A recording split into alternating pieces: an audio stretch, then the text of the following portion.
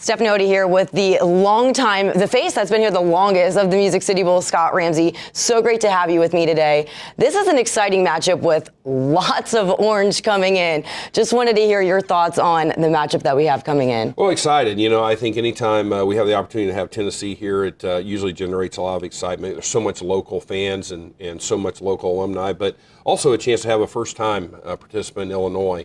To come down, again, drivable fan base, and a chance to kind of hopefully come down and experience Nashville, Music City, and then on the field a first-time matchup, which is hard to think of when you think of Big Ten and SEC, to have two prominent programs like Illinois and Tennessee that have never played, and first time it's going to be on December 30th. Yeah, and especially when you tie in the basketball element of this matchup, just the day prior in Nashville, Illinois takes down Tennessee, and they've never had this matchup in football. So I know Tennessee fans are excited to hopefully get back in the winning column. Have you heard from the local Tennesseans? I know you've been here for a long time.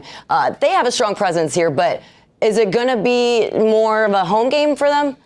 Well, it traditionally has been when they've been here. This is only the fourth time Tennessee's played in our 28-year history. So, but historically, it has been more of a home game kind of feel. But boy, I tell you what, we're really getting a great feeling that Illinois is going to bring a lot of fans and hopefully kind of level that out a little bit. But we'll have to see which shade of orange kind of favors in the stadium on game day. I know Bret Bielema said we're going to embrace the blue, so maybe a little bit of that. I think Tennessee wanted to tie in the checkered part of it. I don't know how that works in ticket sales, but they tend to name their opposing stadiums. I covered their playoff game last year. They called it Neyland North at the Horseshoe. Now they're trying to call this Neyland West, so that'll be a fun one. But I know there's a lot that gets tied into drawing up this matchup. There's some rules in place. You don't want to have the same team twice within 6 years, but first time for Illinois, how did that play out? I know LSU is being looked at, maybe Missouri, Nebraska. Yeah, each conference kind of has their own kind of set of selection process, if you will, and that's changed significantly over the years. Currently, the way it is right now on the Big Ten side, you're right. I mean, in the 6-year period, can only repeat a team once, and we did have Iowa twice in the last 4 years. And Illinois just kind of fit. I think one of the things that we've really pride ourselves on is accessibility as a city, and Illinois just kind of really seemed to be the right fit this year, and we were excited about it. 8-win team, certainly Bret, coach at Arkansas and Wisconsin, and now Illinois. So he's familiar with Nashville, and we've been tied in there, but it's the first time we've been able to host him. So we're excited about that. The SEC side's a little different. We've got a pool of 6 of us, and with them playing so many teams into the college football playoff this year, it really kind of made it really kind of a less of a puzzle a little bit. We had Missouri last year, so probably wasn't likely to have a repeat there, and it was just a good opportunity to have Tennessee. I mean, I think there's a lot of pros and cons to kind of quote unquote local team. Certainly, I think it creates a great environment for the players in the stadium and a chance to fill it up, and especially the seniors playing their last game, to have a full stadium and the fans behind them is great. And the second time, I know they a lot of times like to go on the road, so I think we've been very judicious about kind of the Tennessee or Vanderbilt kind of fit here in Nashville, and but this year just kind of felt right, and to have a first-time matchup with Illinois is exciting for us. Tennessee's got a rowdy fan base, and they can travel, to your point, so I imagine they have a strong presence here. But looking at, you kind of mentioned it, looking at how the bowl games have changed over the years, you've seen all of the changes. There's been the 12-team playoff, then the COVID year, then you have NIL playing in. Then we see an entire team opting out of a bowl game. I know I was a little nervous of whether or not that would happen here, with Tennessee being upset about missing the playoff. I know Illinois too. But how has that evolved, and how do you keep this bowl game structure and the traditions of it alive?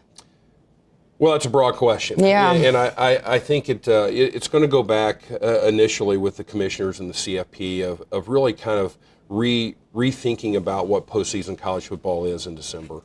Certainly right now we have a combination of the playoffs and the bowls. Only the second year really the 12-team playoffs. So, the data, I think, coming out of this year, how do we kind of keep the importance and the excitement around the bowl games if we are going to kind of be a complement to the playoffs?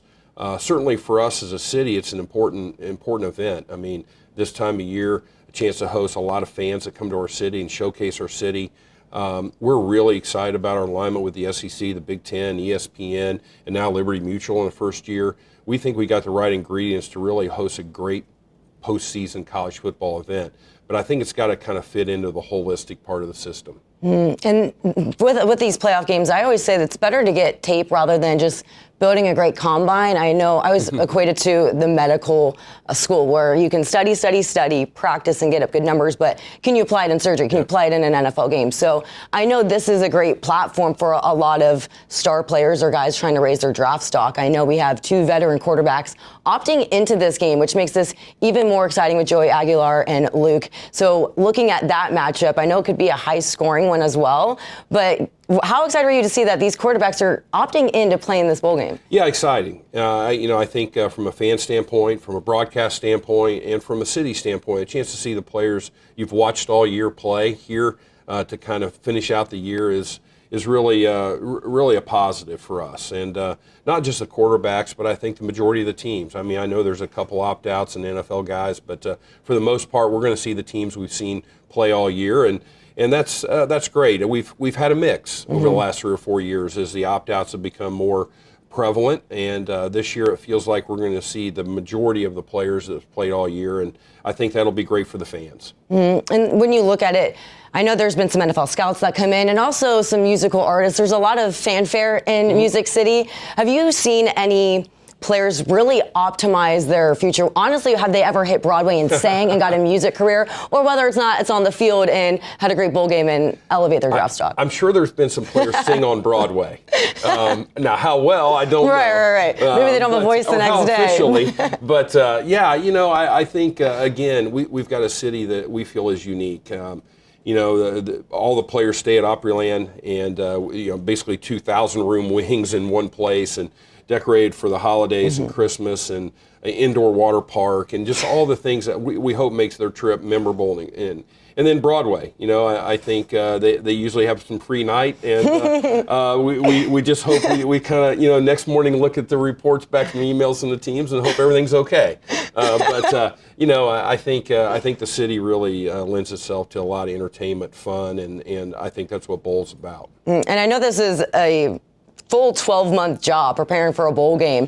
How does that tie into it when you have all these elements of entertainment? I know you guys have a voice contest as well. So the Battle of the Bands, which is super exciting on Broadway. So many elements that get tied into this game. But how does the 12 months leading up to it? Yeah, I think when we started the game, we really wanted to kind of play off of Music City and our brand. And a couple things on that. From a college standpoint, the pageantry is the bands, and we closed down Broadway and we'll have 800 or 900 band members in Illinois and Tennessee the night before, and a great fan kind of activity. Fans then typically have alumni parties and events on Broadway, so it's a great fan night, and unique to Nashville to put the bands on Broadway in a Battle of the Bands kind of format. Certainly our tailgate party. We host the administrators on the stage of the Grand Ole Opry for dinner with a songwriter event, which is very authentically Nashville.